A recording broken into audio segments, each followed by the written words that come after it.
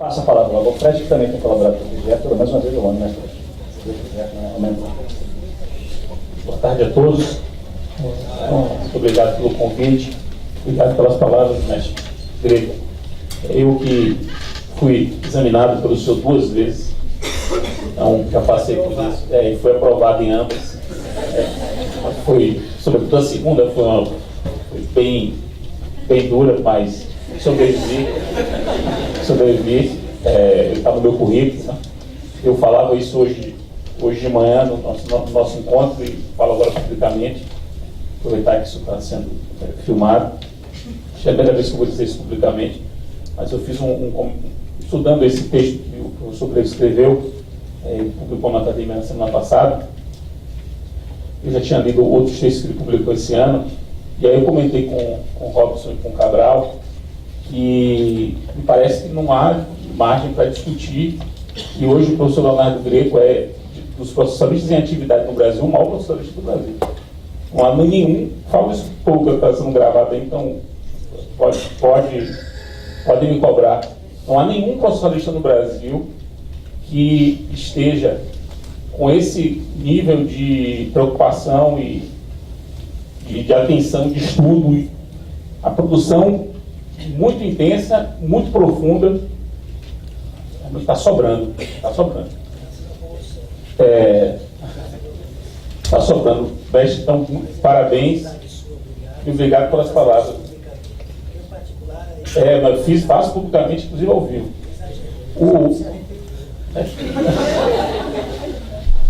Veja, o tema, eu reputo um dos 2 temas que mudaram a execução no CPC. Veja, quando a gente vai pegar o CPC novo e olha para o processo de execução, sobretudo se você pega um código confrontado, você viu que mudou, talvez você não perceba que a execução mudou tanto.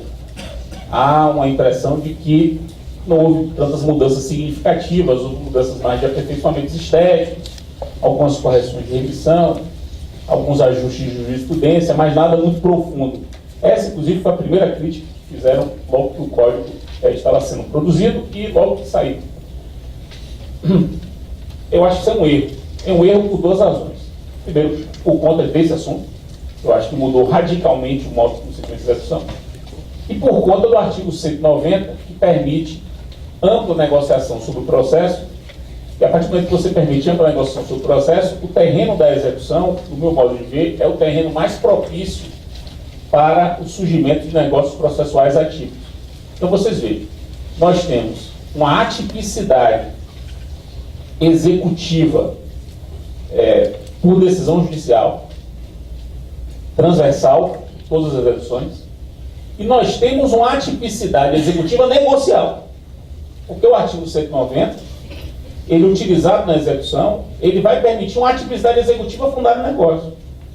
Então, se a gente pensou a execução, na minha geração toda estudou a execução assim, toda, a partir de 2 pilares, tipicidade e publicismo. Quer dizer, a gente estudou execução tem que ser típica por conta de segurança. E ela é o momento em que o publicismo, o poder do Estado mais se revela, portanto, é onde o juiz prepondera. Esses são 2 pilares do estudo da execução. Mas da minha formação, os 2 uniram. Assim, os 2 pilares que ajudaram a construir, a montar o modo como se pensa a execução, foram revistos. Como é que você vai dizer que a execução não mudou no novo código? Então, me parece que é equivocada a ideia de que não houve mudanças profundas na execução. E eu falo por experiência própria. Eu tenho um livro de execução, que é um livro do meu curso, um livro grande, bem extenso, e que eu achava que seria o mais rápido que eu atualizaria junto com o volume 4 de processo coletivo. Eu tinha essa impressão. Foi o que mais eu demorei 14 meses para poder atualizar o volume de execução. E por quê? Porque cada vez que eu ia lendo o que estava lá antes, né, e eu tinha que escrever em cima, eu ia me deparando com o texto que eu tinha escrito já não fazia mais sentido no sistema novo. Então, meu modo de pensar tinha que ser reconstruído. Então, a primeira coisa que eu quero dizer sobre esse assunto é esta. Estamos diante de um tema que é transformador da execução ao lado dos negócios processuais aplicados à execução. Segunda coisa que eu quero dizer é a seguinte: este tema ele não deve se restringir à análise do artigo 139, inciso 4, que é, sem dúvida, o que mais gera a comoção. A gente realmente está aqui por causa do 139, inciso 4. Se não houvesse o inciso 4 do 139, nós não estaremos aqui. Ele é o que mais comove, mas a gente não deve estudá-lo sozinho. O 109, inciso 4, ele deve ser estudado conjuntamente com dois outros dispositivos do Código, que é o 297 e o 536, parágrafo 1º. Portanto, esses três dispositivos, 139, inciso 4, 297 e o 536, parágrafo 1º, os três devem ser estudados conjuntamente. E eu também só pude perceber isso depois de começar a escrever. Quando eu estava atualizando o livro, isso estava solto. Eu falava do 536 lá no capítulo. O 297 eu só falava em tutela provisória. E o 109, inciso 4 era o que eu queria escrever, porque era um novo. Só que eu percebi que não. Os três dispositivos, eles organizam a atipicidade da execução. Os três dispositivos disciplinam a atipicidade. Os três. Ora, se os três disciplinam a atipicidade, é preciso que eles dialoguem entre si. Formam o mesmo sistema. Eles não devem ser interpretados isoladamente. Eles devem ser interpretados de modo que o diálogo entre eles seja um diálogo harmônico. Então, essa é uma premissa que eu reputo muito importante para que desenvolver o raciocínio que eu vou apresentar aqui para vocês. Então, vejam, o 297, para quem não se lembra, o 297 ele cuida da execução das decisões em tutela provisória. E ele diz no 297 que a execução da tutela provisória deverá ser feita por o juiz tomará as medidas que ele entender adequadas para efetivar a tutela provisória. Então, ele cria para a tutela provisória, para a execução da tutela provisória, uma atipicidade. O 536, parágrafo 1º, ele não é uma novidade do Código, não é uma novidade, ele já veio do Código passado, e ele consagra a atipicidade na execução de sentença que impõe a fazer, não fazer ou dar coisa que não é dinheiro. Então, o 536, parágrafo 1º, repito, que não é novidade do Código, já existia ao tempo do Código passado. Ele impõe uma atipicidade nas execução de sentença que impõe a fazer, não fazer ou dar coisa que não é dinheiro.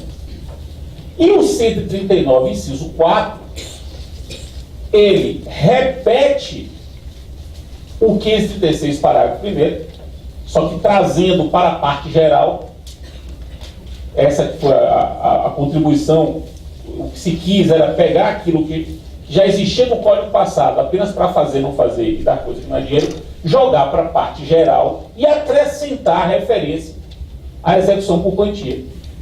Então essa é a diferença, e é por isso que a gente está aqui hoje, porque agora existe uma previsão expressa de uma atipicidade também na execução por quantia, já que o Código passado, no 536, parágrafo 1º, falava de atipicidade apenas nas outras três prestações. É por isso que a gente está aqui, porque o 139, inciso 4 acrescentou o quantia.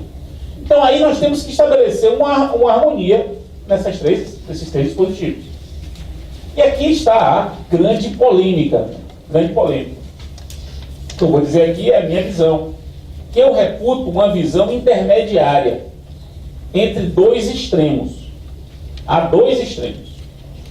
Há quem, por exemplo, como Araquém de Assis, que está num polo desse espectro doutrinário, Araquém defende o seguinte, que não há tipicidade alguma. Que esses três dispositivos não consagram nenhuma tipicidade. O que eles autorizam é que o juiz escolha entre as medidas típicas a que seja mais adequada. Ou seja, o juiz tem que se valer de medidas sempre típicas. E o juiz vai se valer, dentre as medidas típicas, a mais adequada. Então, essa visão de Araquém é uma visão, é um polo extremo, porque para ele nem esse assunto nem existe. Esse assunto aqui já falou nem existe. Na verdade, o que é um poder de escolha dentro das medidas típicas. Há um outro extremo desse espectro, que é exatamente esse pensamento de Araquém de Assis, multiplicado por -1, que é o pensamento dos três grandes amigos, Marinoni, Mitidiero e Arenhardt. Para Marinoni, Mitidiero e Arenhardt, o 139, inciso 4, ele é tão poderoso que ele autoriza que o juiz, por exemplo, escolha o meio executivo que ele quiser na execução por quantia. Ele pode, por exemplo, pegar os 140 artigos que estão no Código, eu não vou contar, eu acho que são 140, entre 100 e 140 artigos que o Código tem sobre execução por quantia, tudo lá, regulamentando. Você pode desconsiderar e fazer uma execução atípica por quantia. A transformação seria essa. De tal modo que o juiz poderia, por exemplo, fazer um cumprimento de sentença sem observar o 523 seguintes. 523 seguintes disciplinam o cumprimento de sentença. O juiz pode não seguir o seguinte, fazer um outro cumprimento de sentença, com outras regras, se ele entender que são regras mais adequadas. Então, veja que é um extremo ao outro. Quer dizer, um dá 0 de efetividade a esses dispositivos, o outro dá a máxima potencialidade dos dispositivos. Eu me reputo um sujeito numa posição intermediária. A minha interpretação dessa combinação é a seguinte. Eu vou passar para você daqui agora. Primeiro, a execução de fazer, não fazer, ou de coisa que não é dinheiro, ela é prima facie atípica. Ou seja, ela é estruturalmente atípica. Ela é estruturalmente atípica. Ou seja, o juiz vai construir, quer dizer, se vai construir a execução de acordo com o caso concreto. E não é por acaso que o regulamento legal da execução desses três casos é mínimo. É muito pequeno, se você perceber, é muito pequeno. Porque ela é prima facie atípica. No meu modo de ver, já era assim antes e o código permanece. Em compensação, a execução por quantia, ela é prima facie típica. Típica, é o contrário. De modo que, no meu modo de ver, o 139, inciso 4, somente se aplica à execução por quantia subsidiariamente. Ou seja, esgotados os meios típicos para execução por quantia, que se revelam ineficazes e inefetivos, aí seria possível tomar medidas executivas ativas. Essa posição é uma posição, veja, polêmica, sem dúvida polêmica, mas é, para mim, a única concepção que dialoga com a história. Porque vejam, meus caros, não é por acaso que existem 100 e tantos artigos sobre execução por quantia. Não é por acaso. Esses 100 e tantos artigos de execução por quantia decorrem de uma evolução histórica da expropriação. Quer dizer, você tem um rol de não sei quantos bens impenhoráveis, não é por acaso. Você tem uma série de regras sobre arrematação, não é por acaso. Você tem 200 regras sobre substituição do bem penhorado, ou penhoras especiais, não é por acaso. Porque cada uma daquelas regras foi construída a partir de experiências históricas e antigas. Então você tem aí séculos de experiência, de experimentação e execução por quantia, que foram acumulados nesses cento e tantos dispositivos. Como é que eu posso chegar e dizer que o código, 10% do código, o código tem 1.072 artigos, 10% do código pode ser ignorado se o juiz fazer a execução do jeito que ele quiser? Eu acho essa interpretação uma interpretação completamente fora do contexto do código. Eu acho que é uma interpretação um pouco voluntarista. Já falei isso com meus amigos, com muita vontade de dizer isso aqui. Acho uma interpretação muito voluntarista. Não dá para você dizer que o código impõe a atipicidade como uma diretriz na execução por quantia, tendo mais de 100 dispositivos que regulamentam tipicamente a execução por quantia. Agora, tem duas ponderações aí que eu gostaria de fazer. A primeira é a seguinte: tudo o que eu disse, tudo o que eu acabei de dizer, se aplica, quer dizer, se refere à prestação de pagar quantia, que é a prestação núcleo da execução por quantia. É o propósito da execução por quantia. Sucede que a execução por quantia, ela, como toda execução, ela carrega para o executado uma série de deveres processuais do executado que não se confundem com o dever de pagar a quantia. São deveres do executado na condição de executado, não na condição de devedor. Na condição de parte do processo, não na condição de devedor. A condição de devedor é o dever de pagar R$1.000. A condição de parte são deveres processuais que decorrem da sua posição processual. Por exemplo, o dever de indicar bens a penhora. O dever de indicar bens a penhora. Está lá no código. Veja que aí não é o dever de entregar o dinheiro. É o dever processual de algum modo, contribuir com a expropriação daquilo.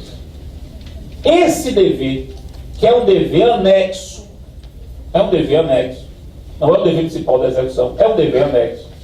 É um dever que pode ser efetivado por meios atípicos, e aí a efetivação por meios atípicos pode ser primária e não subsidiária. Ou seja, para efetivar os deveres processuais do executado na execução por quantia, não é o dever de pagar quantia, mas os deveres que são imputados ao executado na sua condição de parte na execução por quantia. Quer dizer, para implementar esses deveres, essas prestações devidas, aí a atipicidade ela se aplica prima facie, não precisa ser subsidiária. Até porque, bem pensadas as coisas, são deveres de fazer e de não fazer. Como são deveres de fazer e não fazer, a implementação deles se dá atipicamente, tendo em vista aquela primeira diretriz que eu havia mencionado. E a segunda ponderação é a seguinte. Essa segunda ponderação, inclusive, eu fiz recentemente no texto que eu escrevi sobre esse assunto, que corresponde ao capítulo 3 do meu livro, do meu curso. Depois eu publiquei avulso na régua. Não consta o que eu vou dizer agora. Isso é uma coisa que eu refleti depois. Acho que vou apresentar no ano que vem. Também uma observação importante, que é a seguinte. Na execução por quantia, o 109, inciso 4, pode se aplicar prima facie se for para atribuir um meio executivo menos oneroso do que o típico. Você tem um meio executivo típico. Ele tem que ser seguido. Só que se você identificar um meio atípico menos oneroso do que aquele típico, aí você pode aplicar diretamente. E o exemplo é o da execução de alimentos, cujo meio típico é a prisão civil, é meio típico, mais oneroso dos meios de execução, que pode ser substituído por um meio atípico que se revele tão eficiente, mas menos oneroso, caso a caso. Essa é uma diretriz que eu achei muito interessante, eu não havia pensado sobre isso, e é uma outra aplicação da atipicidade na execução por quantia, que eu não havia pensado, pensei agora nesse último semestre, a partir da provocação de um orientando meu, que está escrevendo uma tese de doutorado sobre isso, que é Minami, a tese de doutorado dele é sobre a atipicidade, e ele me fez essa reflexão, que eu acho que ele tinha razão. E eu estou difundindo isso.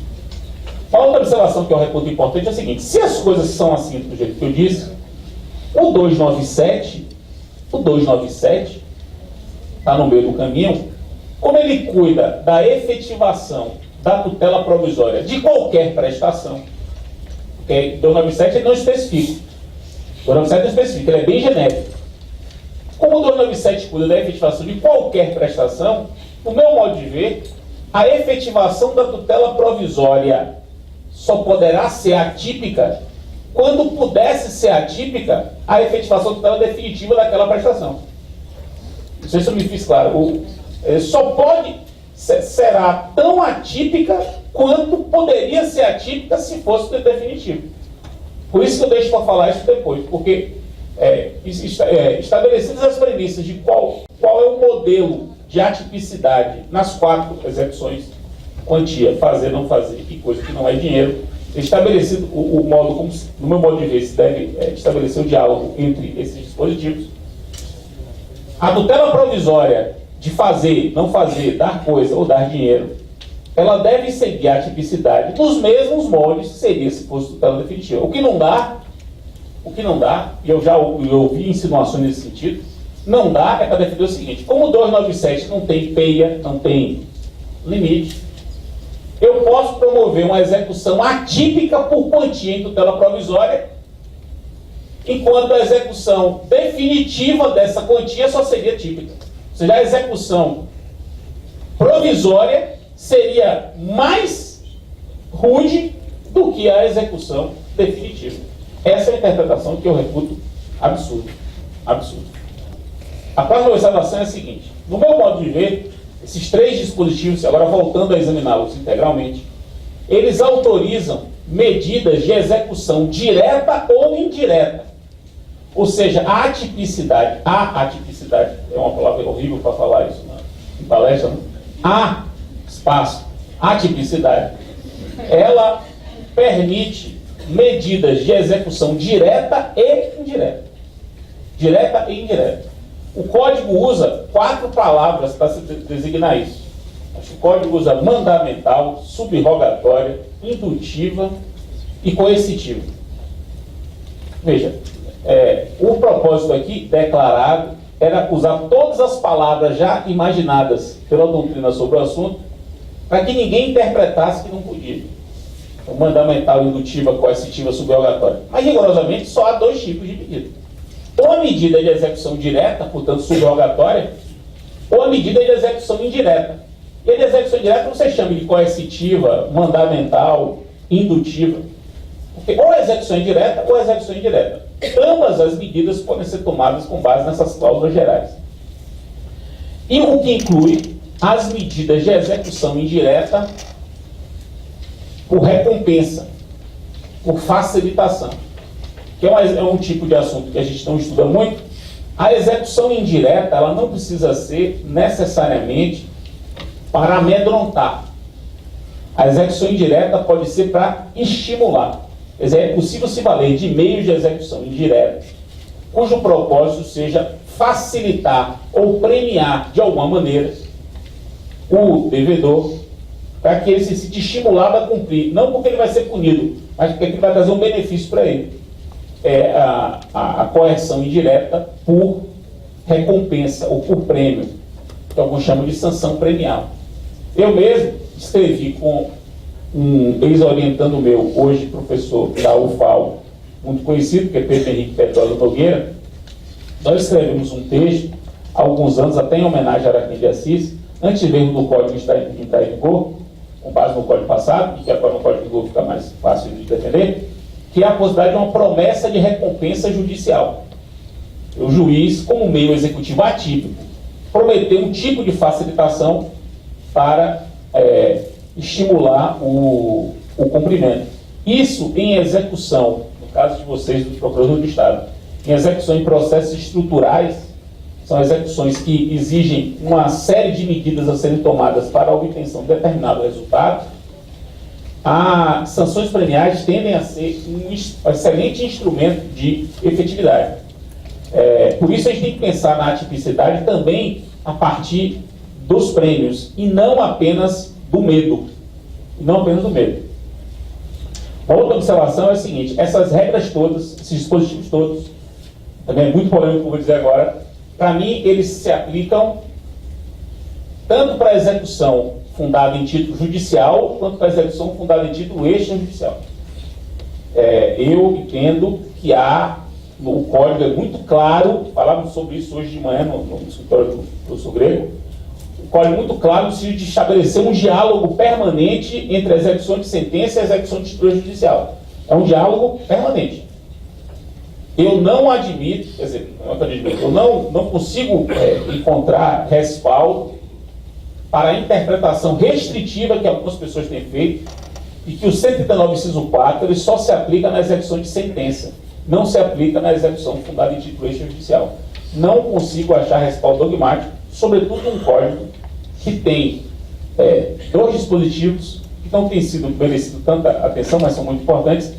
São os artigos 513 e 771. Esses 2 dispositivos, 513 e 771, eles formam um círculo Porque um remete ao outro. Quer dizer, o 513, que está no documento de sentença, remete ao 771, que é execução fundada de título judicial, e o 771 remete ao 513, para mostrar que o diálogo entre a execução de sentença e a execução fundada de título judicial tem que ser um diálogo permanente. No meu modo de ver, portanto, essas três cláusulas. A do 97 não faz sentido, mas as outras todas se aplicam para qualquer tipo de execução, fundada em sentença ou não. Uma outra observação importante também é a seguinte: eu entendo que os meios executivos, acho que o professor Greco também concorda pelo que eu vi da palestra dele, acho que os meios executivos atípicos, eles podem se dirigir a terceiros também, não necessariamente ao executado. Terceiros que de algum modo podem colaborar com a execução, ou pelo menos podem não atrapalhar a execução. Eles podem vir a sofrer medidas executivas atípicas direcionadas a eles. Por exemplo, imagine uma ação contra um credor, um devedor está contra o credor e pede medida provisória para não escrever o nome na Serasa. Aí o juiz dá uma ordem para não escrever o nome na Serasa. Aí a Serasa vai e escreve. A Serasa não é ré. A Serasa é um terceiro que vai cumprir a decisão. Aí o juiz pode pedir uma ordem para a Serasa que tire o nome sob pena de multa. Nota que é uma medida de execução direcionada a um terceiro que é chamado para ajudar no cumprimento da obrigação. Vamos lá. Agora eu quero fazer a relação entre essas três cláusulas, que são cláusulas de adequação do processo pelo juiz, porque notem que o juiz é chamado a ver, no caso concreto, qual é a medida executiva que ele entende mais adequada. Quero fazer um diálogo dessas cláusulas com o 190. Porque o 190, que prevê os negócios processuais atípicos, ele estabelece a possibilidade de as partes fazerem ajustes no seu processo. Ou seja, é uma adequação do processo feita pelas partes. Os outros três, a adequação do processo é feita pelo juiz. O 190 é feito pelas partes. E aí, inevitavelmente, vai surgir essa questão, que eu reputo uma das questões mais elegantes. Eu acho esse adjetivo ótimo. Eu vi esse adjetivo no livro do professor Dinamarca sobre o litisconsórcio, quando ele dizia que o litisconsórcio eventual é um tema elegante. Eu sempre achei essa frase ótima. O litisconsórcio eventual é um tema elegante. Eu acho esse tema, que é o tema do diálogo entre o poder de o juiz adequar o processo e o poder das partes adequar o processo. Porque agora vai surgir essa questão. Pode haver conflito? Aí me parece evidente. E qual é que vai prevalecer? A vontade das partes ou o que o juiz determinar? Imagine que as partes, por exemplo, façam um negócio processual em que elas expressamente dizem que determinada medida executiva não pode ser tomada. Elas pré-excluem o meio executivo.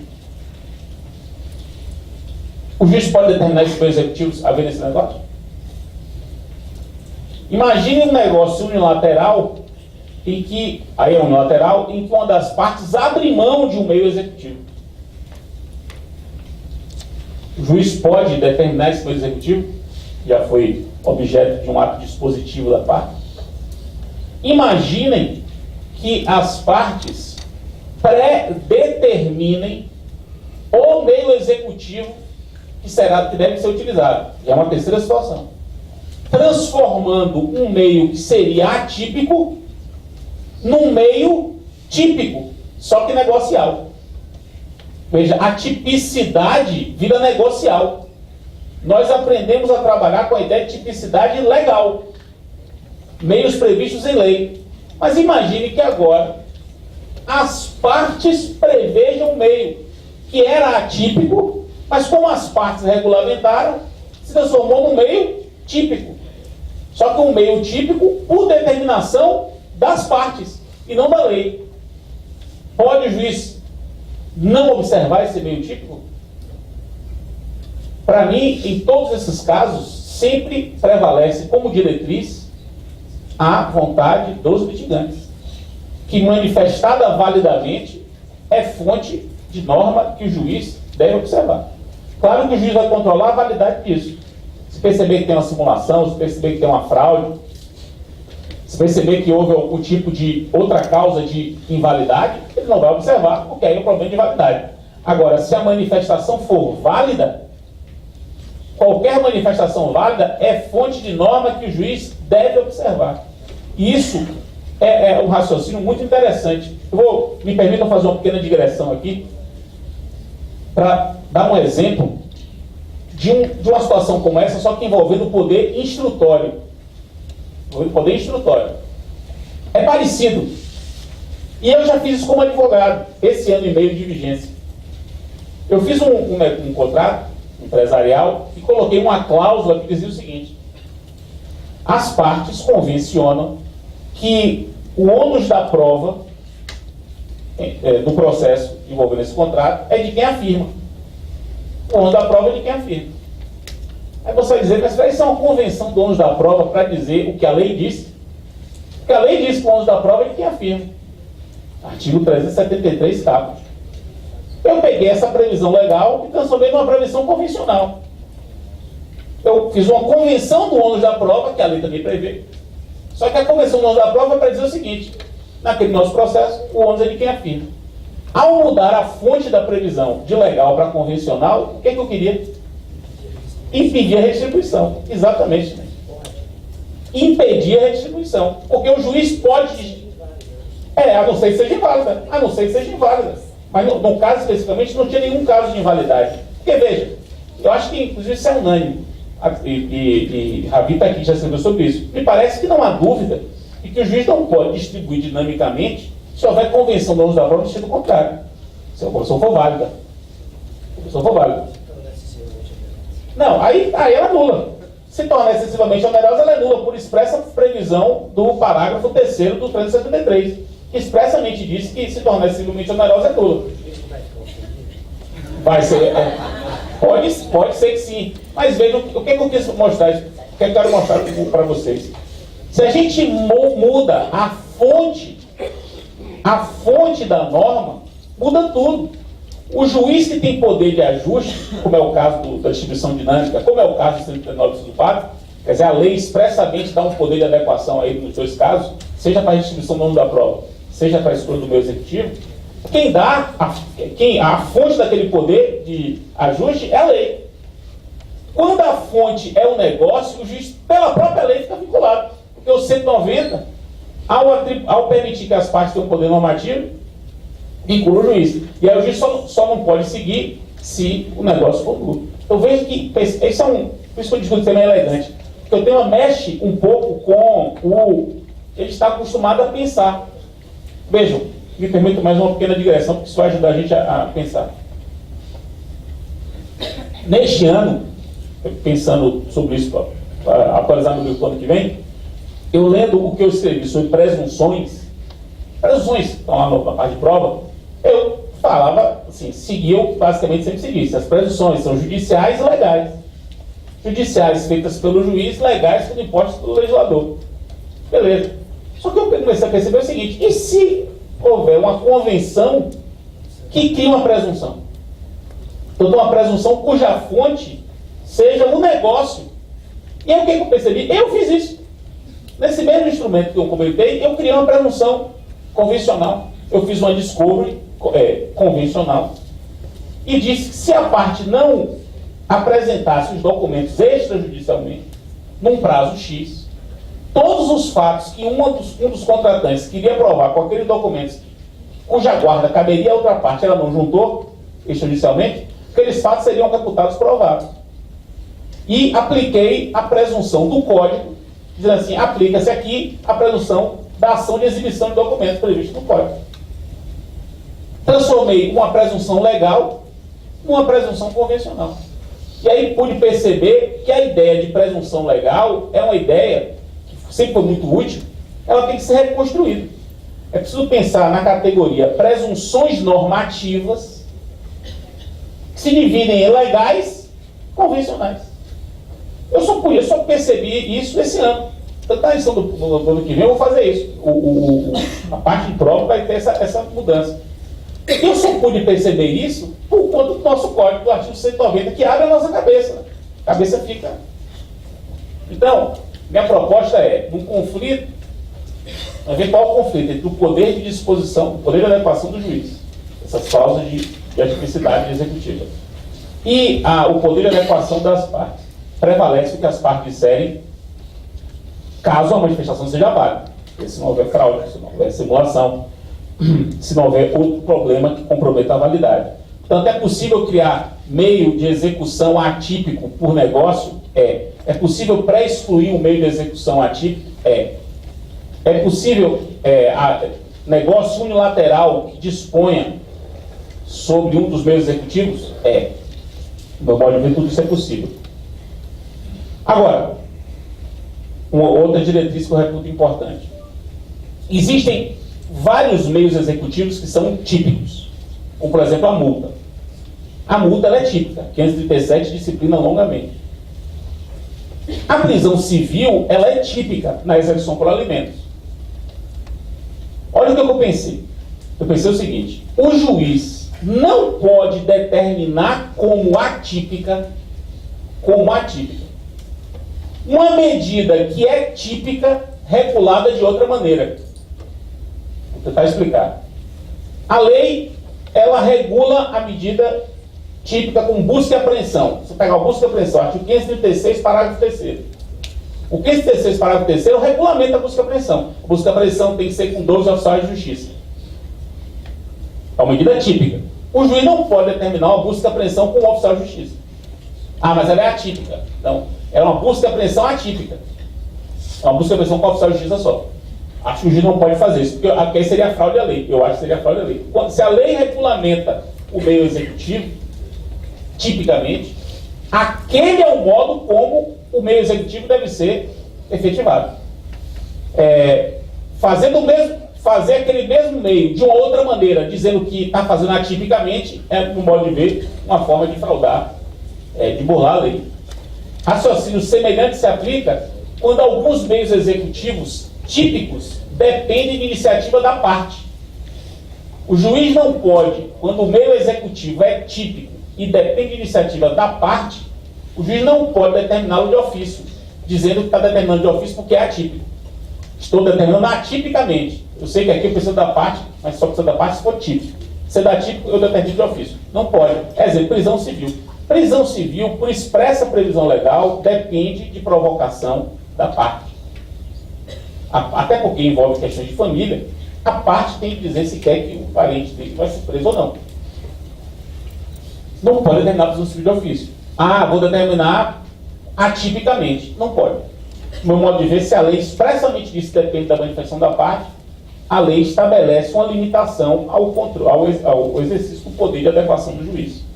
Também seria uma forma de fraudar a lei, no meu modo de ver, né? Eu vou dizer uma coisa com vocês que parece boba. Sim, uma coisa que eu disse, professor, eu ia dizer, mas o professor Grego já disse, me parece que não cabe astrente em execução por quantia para fazer valer o pagamento da quantia. Não admito isso. Seja porque há previsão expressa na lei de uma multa com regulamentação específica, seja porque já há o sistema de juros. O sistema de juros é um sistema que faz com que a obrigação por quantia fique todo dia mais cara, exatamente pelo atraso. Então haveria um excesso de medidas se você já tem a astrente legal e mais o sistema de juros e correção. Correção não, tudo bem, mas juros sim. Então eu sou contra, e aí eu acho que eu sou minoritário, porque se tem uma coisa que todo mundo quer defender, o pessoal está no espectro de cá, o espectro oposto ao de Araquém, é a aplicação das astrentes à execução por quantia. Eu não sei se é porque eu sou muito advogado de réu, de cada 10 casos que eu atuo, 9 são de réu, eu fico absolutamente apavorado com a possibilidade de um juiz numa execução por quantia determinar astrente. Estava apavorado. Eu realmente... sem brincadeira, eu estou falando sério, não estou exagerando. Eu chego a passar mal. Eu chego a passar mal com a possibilidade de uma decisão, sério mesmo, uma decisão judicial dizendo assim, pague R$1 milhão, sob pena de multa diária de 50 mil. Eu fico desesperado com o negócio desse. Acho que isso não leva a nada, só vai trazer problema. Eu não sou uma pessoa tão velha, mas já tenho 20 anos aí de profissão, e eu, sem medo de errar, os maiores problemas de casos estranhos que eu já beneficiei envolvem multa. Envolvem multa. Sem dúvida, coisa de 50 milhões, para ligar a luz. Liga a luz, 50 milhões. É uma coisa assim que... E levantamento de multa, e a pessoa já não quer mais o link, sabe? Eu estou executando o quê? Não sabe nem mais o que está executando. Porque a multa se transforma no objetivo. Então, eu fico apavorado. O professor concorda comigo, fico muito feliz com isso, ratifico. Mas eu gostaria de dizer o seguinte: o que eu vou dizer agora parece inútil. Parece assim um primeiro momento, mas eu acho que não é, tendo em vista o que já aconteceu nesse ano e meio de vigência do Código. Houve uma decisão em Goiás, não sei se vocês acompanharam no ano passado, que envolvia a ocupação de uma escola por adolescentes. Isso aconteceu muito no ano passado, né? Vários adolescentes do Brasil, ensino médio, ocupando as escolas. Né? Isso é uma coisa organizada no Brasil todo. Aí, aconteceu na cidade de Goiás isso, o juiz determinou a desocupação da escola, com uma ordem de entrega de coisa. E se valeu dos poderes de execução atípicos, determinando o seguinte: que apagassem-se as luzes e durante a noite órgãos do Estado fizessem barulhos intermitentes e insuportáveis, de modo a não permitir que os adolescentes dormissem. Não sei se vocês viram isso. E proibir a entrada dos pais até para poder pressionar os meninos para os meninos saírem. Meio de coerção indireta atípica. Aí eu peguei esse caso, que é um caso real, não é um caso de laboratório. Porque se fosse laboratório, você dizer, Fred está perdendo tempo imaginando bizarrice. Não, isso é um caso real. Caso real. E eu resolvi criar uma diretriz, que é uma diretriz aqui, que é a seguinte: a medida executiva atípica não pode ser um crime. Coisa banal, né? Não é uma coisa banal. Mas eu acho que vale a pena. E tendo em vista que técnicas de privação de sono são, pela ONU, tortura, e tortura é crime. Isso é um caso real, e eu achei por bem, então, de se assim, orientar, né, no escrito, você pode tomar medidas executivas atípicas desde que elas não sejam em si mesmas uma conduta criminosa. Uma outra coisa que eu gostaria de destacar também um caso muito conhecido, aconteceu no ano passado, certamente todos aqui passaram por isso, que foi o episódio da suspensão do WhatsApp no Brasil. Eu acho que todos aqui viveram aquele dia de desespero, e todos migraram para a modernidade, que é o Telegram.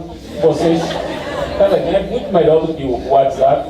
Nesse dia as pessoas descobriram que o Telegram é melhor. Alguns ficaram por lá, outros quiseram voltar para o século XX ainda com o WhatsApp. Tudo bem.